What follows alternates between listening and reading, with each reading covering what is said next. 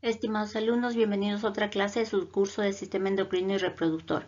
Esta vez trataremos sobre la glándula suprarrenal y en este video específicamente sobre la corteza suprarrenal. Empezaremos con la embriología. Durante la quinta semana del desarrollo fetal, las células de origen mesotelial que proliferan infiltran el mesénquima retroperitoneal en el extremo craneal del mesonefros y dan lugar a la corteza suprarrenal primitiva. Una segunda proliferación de células de origen mesotelial rodea a la corteza primitiva y forma la corteza de la glándula adulta futura. A la séptima semana de desarrollo, la masa celular mesotelial es invadida en su región medial por células cromafinoblásticas, derivadas de la cresta neural, que se diferencian en las dos clases de células cromafines de la médula suprarrenal. La médula suprarrenal es homóloga a un ganglio simpático difuso sin prolongaciones postganglionares. Las células mesenquimales que rodean la corteza fetal se diferencian en fibroblastos y forman la cápsula de la glándula suprarrenal. En este momento se desarrollan los vasos y los nervios de la glándula. Al final de la vida fetal, las glándulas suprarrenales son más grandes en comparación con los adultos. Al nacer, las zonas glomerular y fascicular se desarrollan bajo el control de la hormona adenocorticotropa, ACTH, que es secretada por la hipófisis fetal. En la vida fetal, las suprarrenales del ser humano son grandes y están bajo el control de la hipófisis, pero las tres zonas de la corteza permanente comprenden solo 20% de la glándula. El 80% restante lo compone la gran corteza suprarrenal del feto. Dicha corteza, hacia la fecha del nacimiento, va a mostrar una degeneración rápida. Una función principal de la suprarrenal fetal es la síntesis y la secreción de conjugados de sulfato y andrógenos, que son transformados en la placenta en estrógenos. La corteza fetal involuciona, desapareciendo durante el primer año de vida, y se sustituye por la corteza definitiva. Puede encontrarse tejido cortical o medular suprarrenal ectópico en el retroperitoneo, en la parte inferior del riñón, a lo largo de la aorta y en la pelvis. Estos agregados de células cromafines ectópicos, llamados paraganglios, pueden ser el origen de un crecimiento tumoral. La glándula suprarrenal es también llamada glándula adrenal. Vienen a ser un par de glándulas retroperitoneales que están situadas en la cara medial del polo superior de cada uno de los riñones. La derecha tiene forma piramidal y la izquierda tiene forma de media luna. Poseen una cápsula fibrosa protectora. Al decir retroperitoneales quiere decir que se localizan fuera de la cavidad peritoneal, entre el peritoneo y la pared posterior del cuerpo. La glándula suprarrenal del adulto mide casi 5 centímetros en sentido vertical, 3 centímetros de ancho y 1 centímetro de anterior a posterior. Va a pesar entre 8 y 10 gramos en el recién nacido, pero pierde la mitad de su peso a los 2 años, sobre todo debido a la involución de su capa externa, la corteza suprarrenal fetal. Su peso se mantiene entonces entre 4 y 5 gramos en los adultos. Al igual que la hipófisis, si se dan cuenta, la glándula suprarrenal se forma por la fusión de dos glándulas fetales con diferentes orígenes y funciones.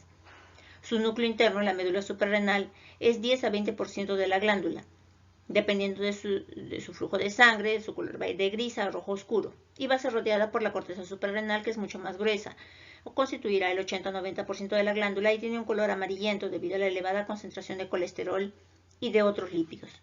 En cuanto a la irrigación arterial, esta va a proceder de tres vasos principales. La arteria suprarrenal superior va a ser rama de la arteria frénica inferior.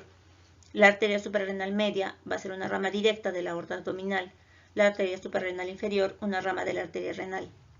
En el lado derecho, una vena suprarrenal va a desembocar directamente en la vena cava inferior y en el lado izquierdo, una vena suprarrenal acaba en la vena renal izquierda.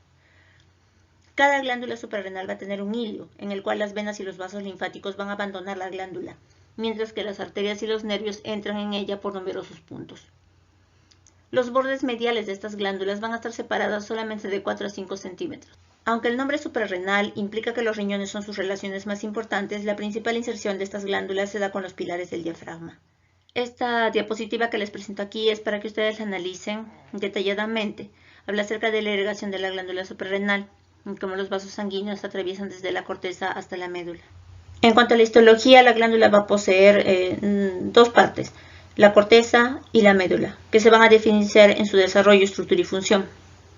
Mientras que la corteza constituye, como hemos dicho, el 90% aproximadamente de la glándula, va a secretar 3 hormonas esteroideas y va derivada del mesodermo. La médula solo constituye el 10%, secretará 2 catecolaminas, deriva del ectodermo cresta neural. En cuanto a la primera parte de la corteza suprarrenal, va a poseer 3 zonas: la zona glomerulosa, la zona fasciculada y la zona reticulada. La zona glomerulosa, que va a ser más externa, constituirá el 15% de la glándula. en cuanto a lo que es la corteza, y va a producir a los mineralocorticoides. El principal va a ser la aldosterona. La zona fasciculada es la zona media, es la más abundante de la corteza, constituye el 80%, y su principal producción es la de glucocorticoides, el cortisol. En cuanto a la zona reticulada, es más interna, está pegada a la médula suprarrenal, constituye solo el 5% de la corteza y va a dar lugar a los andrógenos débiles. La corteza suprarrenal rodea la médula por todos lados. Va a producir más de 25 hormonas esteroideas conocidas de manera colectiva como corticosteroides o corticoides. A todas ellas se les va a sintetizar a partir del colesterol. Este y otros lípidos le van a impartir un color amarillo a la corteza. Solo 5 corticosteroides se secretan en cantidades con importancia fisiológica. Los 5 corticosteroides más importantes caen en estas 3 categorías: mineralocorticoides, que regulan el equilibrio hidroelectrolítico; los glucocorticoides, que regulan el metabolismo de la glucosa y otros combustibles orgánicos; y los esteroides sexuales, con algunas funciones en el desarrollo y la reproducción. La corteza suprarrenal va a tener 3 capas de tejido que presentan diferencias en histología y producción de hormonas. Tenemos en la imagen del lado izquierdo de su pantalla las 3 zonas. La zona glomerulosa, que es la más superior, es una capa delgada, menos desarrollada en los humanos que en otros mamíferos. Se localiza justo debajo de la cápsula, en la superficie de la glándula. Glomerulosa, o llena de glomérulos, o de pequeñas bolsas, alude a la disposición de sus células en pequeños grupos redondos. La zona glomerulosa es la fuente de mineralocorticoides. La zona fasciculada, que es la que está debajo de la zona glomerulosa, es una capa media y gruesa que constituye casi las 3/4 partes de la corteza. Aquí las células se van a encontrar dispuestas en cordones paralelos, o también llamados fascículos, por eso se le llama zona fasciculada. Estos van a estar separados por capilares sanguíneos perpendiculares a la superficie glandular. A las células se les denomina espongiocitos, debido a su apariencia espumosa, impartida por una abundante cantidad de gotitas de lípidos citoplasmáticos. La zona fasciculada secreta glucocorticoides y andrógenos, aunque mayor cantidad de glucocorticoides. Por último tenemos dentro de la corteza a la tercera zona, que viene a ser la zona reticular, que es la capa más estrecha e interna. En las células se ve como si estuvieran formando una red ramificada, que es la que le da el nombre. Como la capa anterior, la zona reticular también secreta glucocorticoides y andrógenos, aunque en mayor cantidad andrógenos. Más adelante nos ocuparemos de lo que viene a ser la parte más interna de la glándula suprarrenal, que viene a ser la médula. La aldosterona es el mineralocorticoide más importante y solo se produce en la zona glomerulosa. Estimula el riñón para que retenga sodio en los líquidos corporales y excrete potasio en la orina. El agua se retiene con el sodio por ósmosis, de modo que la aldosterona ayuda a mantener el volumen sanguíneo y la presión arterial. El cortisol, también conocido en el ámbito clínico como hidrocortisona, es el glucocorticoide más potente, pero las glándulas suprarrenales también secretan uno más débil, la corticosterona. La zona fascicular y reticular secretan glucocorticoides como respuesta a la corticotropina o ACTH de la hipófisis. Estimulan el catabolismo de grasas y proteínas, la gluconeogénesis y la liberación de ácidos grasos y glucosa en la sangre. Esto ayuda al cuerpo a adaptarse a la tensión y a reparar los tejidos dañados. Los glucocorticoides también tienen un efecto antiinflamatorio. La hidrocortisona se utiliza de manera extendida en ungüentos, por ejemplo, que alivian el edema y otros signos de inflamación. Sin embargo, la secreción excesiva de glucocorticoides o su uso médico exagerado suprime el sistema inmunitario. En cuanto a los andrógenos, son los principales esteroides sexuales suprarrenales, pero las glándulas suprarrenales también producen pequeñas cantidades de estrógeno. Los esteroides sexuales además provienen de la zona fascicular y reticular. El principal andrógeno es la dehidroepiandrosterona, DHEA. Tiene poca actividad biológica por sí sola, pero muchos tejidos la pueden convertir en sus formas más potentes, testosterona y dihidrotestosterona.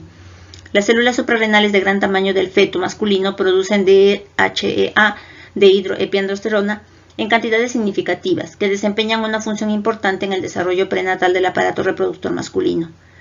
En ambos sexos, los andrógenos inducen el crecimiento del vello púbico y axilar y las glándulas odoríferas apocrinas relacionadas en la pubertad. Además, estimulan la libido o deseo sexual en la adolescencia y la vida adulta. En los hombres, la abundante cantidad de andrógeno secretada por los testículos minimiza la producida por las glándulas suprarrenales. Sin embargo, en las mujeres, las glándulas suprarrenales sí satisfacen casi 50% de las necesidades de andrógenos. El estradiol es el principal estrógeno suprarrenal. Suele tener menor importancia en mujeres en edad reproductiva porque su cantidad es pequeña comparada con el estrógeno de los ovarios. Sin embargo, después de la menopausia, los ovarios ya no funcionan y solo las glándulas suprarrenales secretan estrógeno. No obstante, varios tejidos como la grasa convierten los andrógenos en estrógeno adicional, y tanto los andrógenos como los estrógenos promueven el crecimiento del esqueleto en los adolescentes y ayudan a mantener la masa ósea de los adultos. La médula y la corteza no tienen funciones tan independientes como alguna vez se pensó. Cada una de ellas estimula a la otra. Sin la estimulación que proporciona el cortisol, la médula suprarrenal se atrofia de manera importante. Por el contrario, algunas células cromafines de origen medular se extienden hacia la corteza. Cuando el estrés activa el sistema nervioso simpático, estas células estimulan a la corteza para que secreten corticosterona y tal vez otros corticosteroides. Como se observa con otros compuestos naturales, la actividad de los corticosteroides suprarrenales se intensifica por medio de modificaciones de su estructura. Se dispone de productos sintéticos en los que es mucho mayor la actividad que la del cortisol. Las potencias glucocorticoide y mineralocorticoide relativas de los corticoides naturales se comparan con las de compuestos sintéticos, como por ejemplo la 9-alfa-fluorocortisol, la prednisolona y la dexametasona. La potencia de la dexametasona proviene de su gran afinidad por receptores de glucocorticoides y su larga vida media. La prednisolona también tiene una vida prolongada. Observen y comparen detalladamente estos cuadros e interpreten la actividad gluco- y mineralocorticoide de cada compuesto, tanto natural como sintético. Observen, por ejemplo, la actividad glucocorticoide de la dexametasona que se administra en procesos inflamatorios, comparada con la del cortisol producido en nuestro organismo. Como vemos en esta diapositiva, la regulación de la síntesis de estas hormonas de la corteza suprarrenal, así como las catecolaminas secretadas por la médula, es diferente. Observen que tanto el cortisol como los andrógenos se encuentran regulados por el eje hipotálamo hipoficiario adrenal, mientras que la aldosterona pertenece al sistema renina-angiotensina-aldosterona. En cuanto a la médula suprarrenal, su regulación está dada por el hipotálamo y el sistema nervioso autónomo.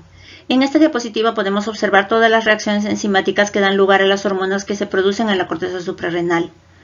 Algunas particularidades importantes de esta biosíntesis que hay que recordar son: en primer lugar, todas las hormonas de la corteza suprarrenal son hormonas esteroideas, o sea, son derivadas del colesterol. En segundo lugar, la síntesis de todas las hormonas de la corteza suprarrenal inician con la conversión de colesterol a pregnenolona por una enzima, la colesterol desmolasa. Y tercero, un paso clave para la síntesis de aldosterona está mediado por la enzima aldosterona sintasa, que es estimulada por la angiotensina 2. Así que la activación del sistema renina-angiotensina-aldosterona es clave para la síntesis y liberación de la aldosterona. El colesterol, la progesterona, los glucocorticoides y los mineralocorticoides son esteroides de 21 átomos de carbono y los andrógenos son esteroides de 19 átomos de carbono. Como se ha señalado antes, las capas de la corteza suprarrenal están especializadas en sintetizar y secretar hormonas esteroideas, glucocorticoides y andrógenos o mineralocorticoides. La base de esta especialización es la presencia o ausencia de las enzimas que catalizan las diferentes modificaciones del núcleo esteroide. Por ejemplo, las zonas reticular y fasciculada producen esteroides andrógenos porque contienen 17,20 liasa. Por otra parte, la zona glomerular produce aldosterona porque contiene la aldosterona sintasa. El precursor de todos los esteroides de la glándula suprarrenal es el colesterol. La mayor parte del colesterol que llega a la corteza suprarrenal procede de la circulación sanguínea y pequeñas cantidades son sintetizadas de nuevo en el interior de las células corticales suprarrenales. El colesterol circula unido a las proteínas de baja densidad. Hay receptores para estas lipoproteínas en las membranas de las células suprarrenocorticales. El complejo lipoproteína-colesterol se une y es transferido al interior de la célula por endocitosis. En el interior de las células, el colesterol es esterificado y almacenado en vesículas citoplasmáticas hasta que se necesita para la síntesis de hormonas esteroideas. Las enzimas que catalizan la conversión del colesterol a hormonas esteroideas activas requieren citocromo P450, oxígeno molecular y NADPH. Estos sirven como donante de hidrógeno para las etapas de reducción. La primera etapa de cada vía es la conversión del colesterol a pregnenolona, como dijimos, y esto es catalizada por la colesterol desmolasa. Así que todas las capas de la corteza suprarrenal contienen colesterol desmolasa. Esta es una enzima limitante de la velocidad sintética de la vía y es estimulada por la ACTH. El principal glucocorticoide producido en los humanos es el cortisol o hidrocortisona, que se sintetiza en la zona fasciculada y reticular. Así, la zona fasciculada contiene todas las enzimas requeridas para convertir el colesterol en cortisol. Tiene la colesterol desmolasa que convierte el colesterol a pregnenolona, la 17-alfa-hidroxilasa que hidroxila la pregnenolona para formar 17-hidroxipregnenolona, la 3-beta-hidroxiesteroide deshidrogenasa que convierte la 17-hidroxipregnenolona en 17-hidroxiprogesterona y la 21-beta-hidroxilasa y 11-beta-hidroxilasa que producen el producto final, cortisol. El cortisol no es el único esteroide de la vía con actividad glucocorticoide. La corticosterona también es un glucocorticoide. Lo vemos señalado también en amarillo. Por ejemplo, si se bloquea la etapa de la 17-alfa-hidroxilasa, la zona fasciculada aún puede producir corticosterona sin efecto perjudicial. Así el cortisol no es absolutamente necesario para mantener la vida mientras se siga sintetizando corticosterona. Los bloqueos en las etapas de la colesterol desmolasa, la 3-beta-hidroxilasa, la 21-alfa-hidroxilasa, la 11-beta-hidroxilasa, esas sí son devastadoras, porque van a prevenir la producción de cortisol y de corticosterona. En estos casos, sin un tratamiento de reposición hormonal apropiado, se producirá la muerte del individuo. La metirapona y el ketoconazol son fármacos que inhiben precisamente la biosíntesis de glucocorticoides.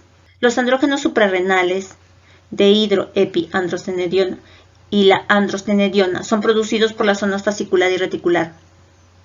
La actividad androgénica de estos compuestos es débil, pero en los testículos se convierte en testosterona, un andrógeno más potente. Los precursores de los andrógenos suprarrenales son la 17-hidroxipregnenolona y la 17-hidroxiprogesterona, que se convierten en andrógenos al eliminarse la cadena lateral C20-21 porque contienen la 17-20 liasa. Los andrógenos suprarrenales tienen un grupo cetona en C17, que los distingue del cortisol, la aldosterona y la testosterona. Así pues, los principales andrógenos suprarrenales se llaman 17-cetoesteroides y se pueden medir en la orina.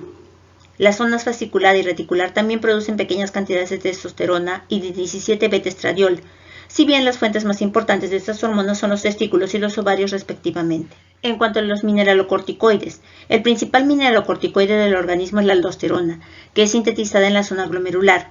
Las etapas requeridas para convertir el colesterol en corticosterona son idénticas a las de la zona fasciculada, y la adición de aldosterona sintasa en la zona glomerular convierte la corticosterona en aldosterona. La zona glomerular no produce glucocorticoides por dos razones. La corticosterona, el glucocorticoide, es convertido a aldosterona porque esta zona contiene la aldosterona sintasa. Y 2. La zona glomerular carece de 17-alfa-hidroxilasa y por lo tanto es incapaz de producir cortisol a partir de la progesterona. La aldosterona no es el único esteroide con actividad mineralocorticoide. La 11-desoxicorticosterona, o llamada también DOC, y la corticosterona tienen actividad mineralocorticoide. Así, si la vía mineralocorticoide está bloqueada por debajo del nivel de DOC, ya sea porque hay ausencia de la 11-beta-hidroxilasa o de la aldosterona sintasa, se continuará produciendo mineralocorticoides. Sin embargo, si la vía queda bloqueada por encima del nivel de DOC, por ejemplo, ausencia de la 21-beta-hidroxilasa, no se producirá mineralocorticoides. Como se ha comentado antes, la síntesis y la secreción de las hormonas esteroideas por la corteza suprarrenal depende de la estimulación de la colesterol desmolasa, la primera etapa, por la ACTH. En ausencia de ACTH, cesa la biosíntesis de hormonas esteroideas suprarrenocorticales. Las zonas fasciculada y reticular, que secretan principalmente glucocorticoides, se hallan bajo el exclusivo control del eje hipotalámico hipoficiario. La hormona hipotalámica es la hormona liberadora de corticotropina, la CRH, y la hormona de la hipófisis anterior es la ACTH. El cortisol ejerce una retroalimentación negativa en 3 puntos en el eje hipotálamo hipoficiario. Primero, el cortisol inhibe directamente la secreción de CRH del hipotálamo. Segundo, el cortisol inhibe indirectamente la secreción de CRH por efecto sobre las neuronas del hipocampo que hacen sinapsis en el hipotálamo. Tercero, el cortisol inhibe la acción de la CRH sobre la hipófisis anterior, lo que da lugar a inhibición de la secreción de ACTH. Así, la deficiencia crónica de cortisol lleva a la estimulación del eje CRH-ACTH, ya un aumento de las concentraciones de ACTH. El exceso crónico de cortisol lleva más bien a la inhibición o supresión de este eje y a la disminución de las concentraciones de ACTH. Además del control de retroalimentación negativa por el eje hipotálamo hipoficiario, otros factores también alteran la secreción de ACTH y de cortisol, como se puede observar en la tabla anexa hacia el lado derecho, la tabla 9-10 del libro Constanzo. Muchos de estos factores lo que hacen es alterar la secreción de ACTH por los efectos de centros cerebrales superiores sobre el hipotálamo.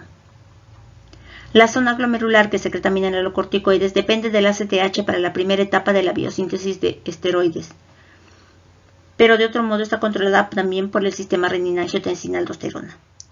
Una característica impresionante de la regulación de la secreción de cortisol es su naturaleza pulsátil y su patrón circadiano. El perfil diario de las concentraciones de cortisol en sangre se caracteriza por un promedio de 10 picos secretores durante un periodo de 24 horas. Las menores tasas de secreción se producen durante las horas del anochecer e inmediatamente después de quedarse dormido, por ejemplo a la medianoche.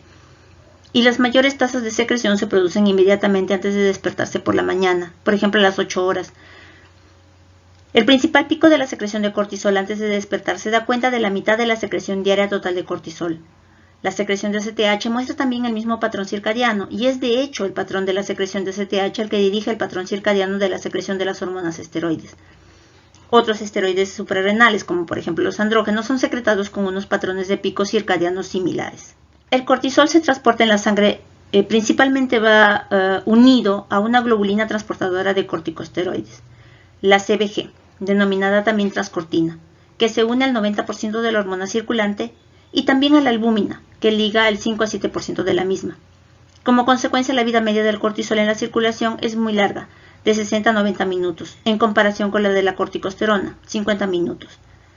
Desde el punto de vista fisiológico, los esteroides unidos son inactivos, y en la orina también surge una cantidad relativamente reducida de cortisol y de corticosterona libres, aunque eso depende de la fijación a proteínas. La globulina transportadora de corticosteroides se sintetiza en el hígado, y su producción se incrementa por acción de los estrógenos. Sus concentraciones se elevan en el embarazo y disminuyen en los casos de cirrosis, nefrosis y mieloma múltiple. Al aumentar la concentración de esta globulina, hay mayor unión de cortisol, y al principio se reduce el valor de dicha hormona libre, lo cual estimula la secreción de ACTH y se incrementa la secreción de cortisol hasta alcanzar un nuevo equilibrio, en el cual aumenta el cortisol unido, pero el libre es normal. Surgen cambios en la dirección opuesta si se reduce la concentración de globulina transportadora de corticosteroide.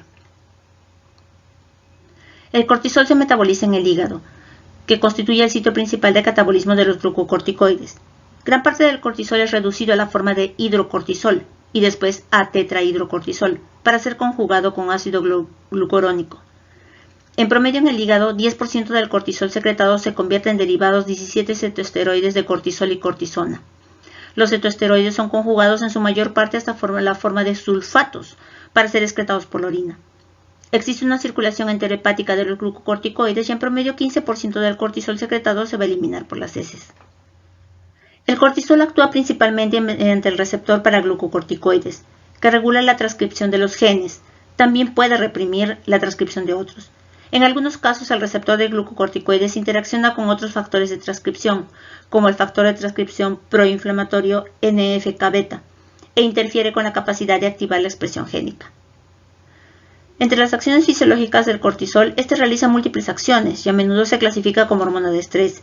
En general, el cortisol mantiene la glicemia, la función del sistema nervioso central, la función cardiovascular durante el ayuno y aumenta la glicemia durante el estrés a expensas de las proteínas musculares. El cortisol protege el organismo de los efectos autolesivos de las respuestas inflamatorias e inmunitarias descontroladas. El cortisol reparte la energía para afrontar el estrés, inhibiendo la función reproductora. También tiene varios efectos a nivel óseo, cutáneo, del tejido conjuntivo, digestivo y en el feto en desarrollo, independientes de los efectos relacionados con el estrés.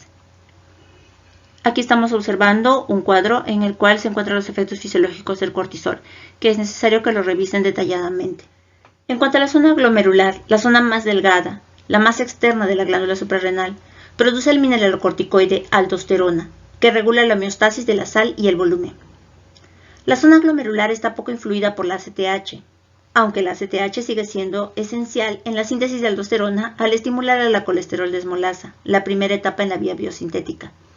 Sin embargo, la regulación primaria de la secreción de aldosterona se produce no por la ACTH, sino por cambios en el volumen del LEC por medio del sistema renina-angiotensina-aldosterona y por cambios en la concentración de potasio en sangre.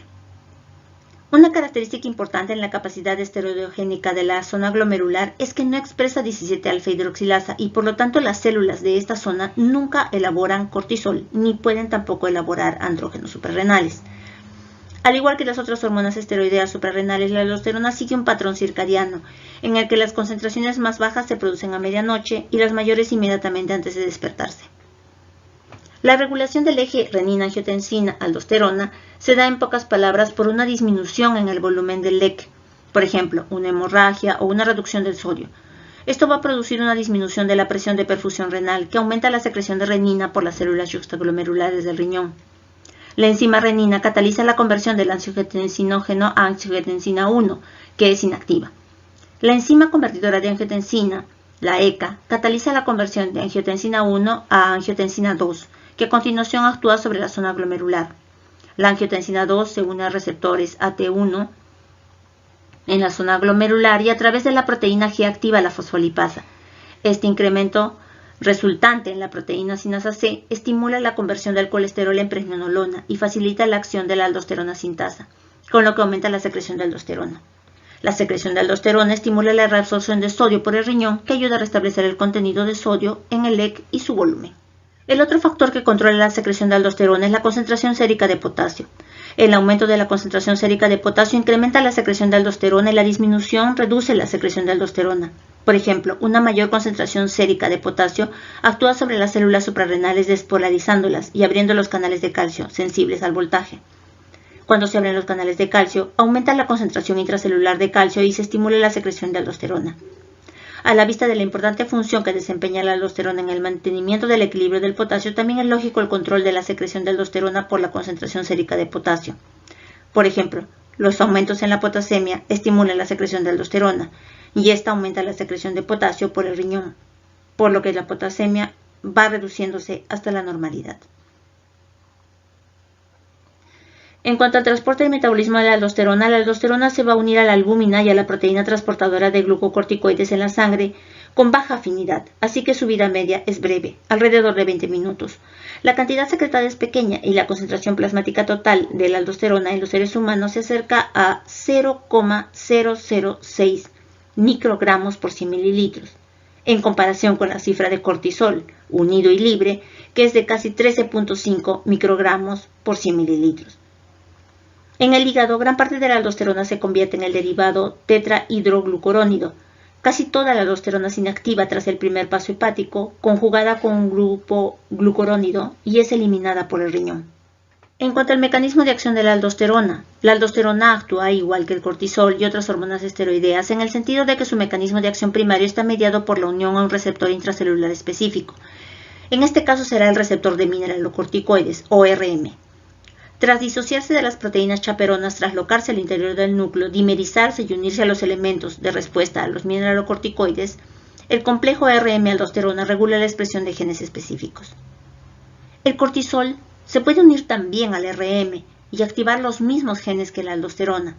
Sin embargo, algunas células que expresan el RM o receptor de mineralocorticoides también expresan a la 11-beta-hidroxiesteroide deshidrogenasa de tipo 2, que convierte el cortisol en el esteroide inactivo cortisona, esto a nivel renal. La cortisona puede convertirse de nuevo en cortisol por la 11-beta-hidroxiesteroide deshidrogenasa de tipo 1, que se va a expresar en varios tejidos que responden a glucocorticoides. Tejidos, por ejemplo, como el hígado, el tejido adiposo, el sistema nervioso central y la piel, que van a expresar al receptor de glucocorticoides.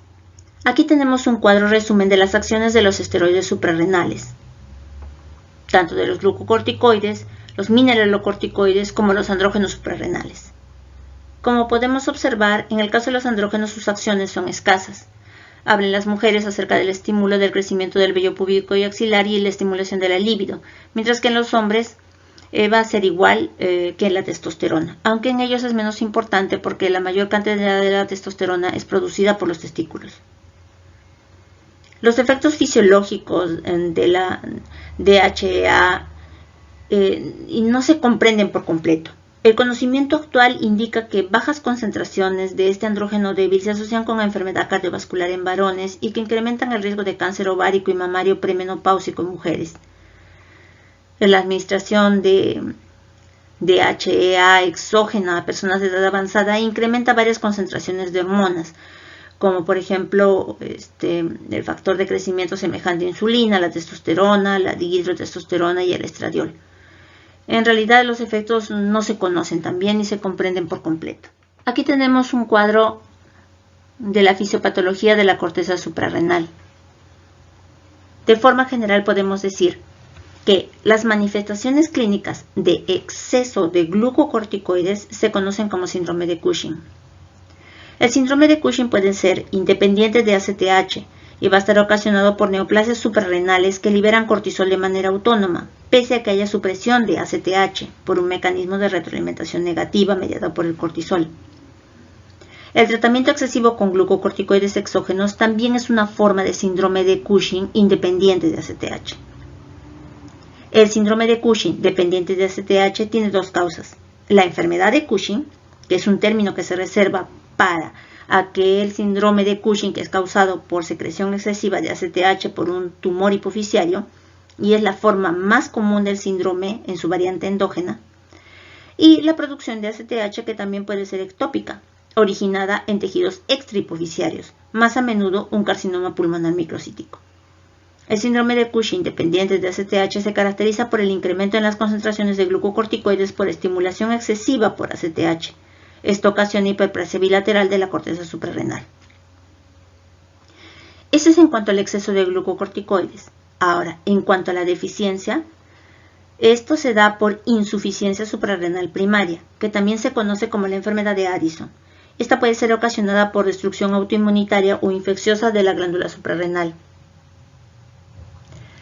En cuanto a la aldosterona, tenemos el exceso de aldosterona, que puede ser un hiperaldosteronismo primario, también conocido como el síndrome de Cohn, que es una enfermedad en la cual un tumor benigno autónomo de la glándula suprarrenal secreta cantidades excesivas de aldosterona. El exceso de aldosterona va a producir hipertensión porque va a retener sodio y agua, e hipopotasemia porque va a haber una secreción excesiva de potasio. Se suprime la liberación de renina en este caso. En el hiperaldosteronismo secundario, este es un fenómeno dependiente de la renina. Una disminución en el volumen sanguíneo arterial eficaz asociado con ascitis, insuficiencia cardíaca, ocasionan estimulación continua del sistema renina-angiotensina-aldosterona. En el caso del exceso de los andrógenos suprarrenales, hablaríamos de la hiperplasia suprarrenal congénita, que es un trastorno autosómico recesivo ocasionado en casi el 90% de los casos por deficiencia de la 21-hidroxilasa. En este trastorno, la alteración en la producción de cortisol ocasiona una falla del mecanismo de retroalimentación negativa para los glucocorticoides, con el incremento resultante de la liberación de ACTH. La mayor estimulación de ACTH para la síntesis de hormonas suprarrenales lleva a la producción de precursores de cortisol, pero por la falta de actividad de la 21-hidroxilasa, esto se desvía hacia la vía sintética de los andrógenos, produciendo un exceso de estos. La pérdida total de la actividad de la 21-hidroxilasa ocasiona deficiencia de cortisol y aldosterona. Si no se detecta y se trata de manera oportuna, puede causar la muerte en la lactancia temprana por estado de shock, hiponatremia e hiperpotasemia. El incremento en la producción de andrógenos puede ocasionar virilización en las niñas afectadas y signos postnatales de exceso de andrógenos en ambos sexos, lo que incluye rápido crecimiento lineal y aceleración de la madurez esquelética. En el caso de las deficiencias de las enzimas, tienen un artículo en el foro y también lo vamos a repasar posteriormente cuando hagamos la parte de reproductor femenino. Pueden observar con mayor cuidado esta tabla y ver tanto las manifestaciones clínicas, las concentraciones de ACTH y el tratamiento en cada una de las patologías que se presentan aquí. En cuanto a la enfermedad de Addison, diremos brevemente que es una insuficiencia suprarrenal primaria. Determina la deficiencia de mineralocorticoides y glucocorticoides. La causa más prevalente en Estados Unidos y Europa es la destrucción autoinmunitaria de la corteza suprarrenal. En nuestro medio, más bien la causa es infecciosa. El principal agente es el Mycobacterium tuberculosis.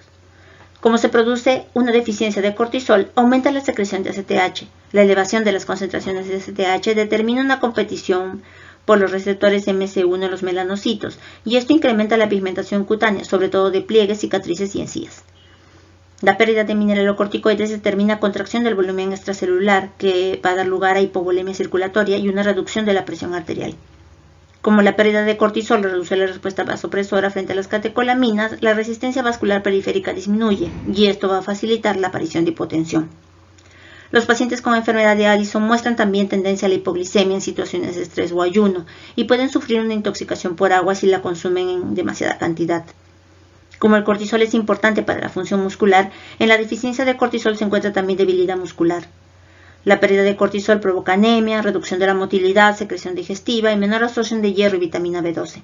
Disminuye el apetito, y esta reducción asociada con la disfunción digestiva es la causa de que estos pacientes pierdan peso. Estos enfermos suelen presentar alteraciones del estado de ánimo y de la conducta, con tendencia a la depresión. El exceso de las hormonas adrenocorticales se denomina síndrome de Cushing, como habíamos dicho. La administración farmacológica de corticoides exógenos se ha convertido en la causa más frecuente de este síndrome, seguida de los tumores secretores de STH. La forma del síndrome de Cushing producida por un adenoma hipoficiario funcionante dijimos que se conocía como enfermedad de Cushing. La cuarta causa más frecuente de síndrome de Cushing es el hipercortisolismo primario, debido a un tumor suprarrenal funcionante. El aumento de la secreción de cortisol va a condicionar el aumento de peso con una distribución centípeta característica de la grasa y una joroba de búfalo. La cara es redonda por el depósito de grasa y las mejillas pueden estar enrojecidas, en parte por la policitemia. Los miembros son delgados por el adelgazamiento del músculo esquelético, secundario a la proteólisis, y es evidente la debilidad muscular por proteólisis muscular y hipopotasemia.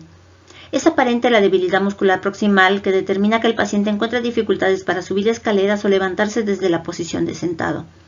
La acumulación de grasa abdominal, unida a la atrofia de los músculos abdominales y el adelgazamiento de la piel, determinan un abdomen ancho y protruyente. Se reconocen estrías abdominales purpúricas como consecuencia de las lesiones cutáneas secundarias a la proteólisis prolongada, el aumento de grasa abdominal o la pérdida del tono muscular en la pared abdominal. Se observa fragilidad capilar como consecuencia de las lesiones del tejido conjuntivo que da soporte a los capilares.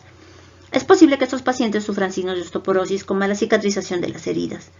Muestran alteraciones metabólicas, incluidas intolerancia a la glucosa, hiperglicemia y resistencia frente a la insulina.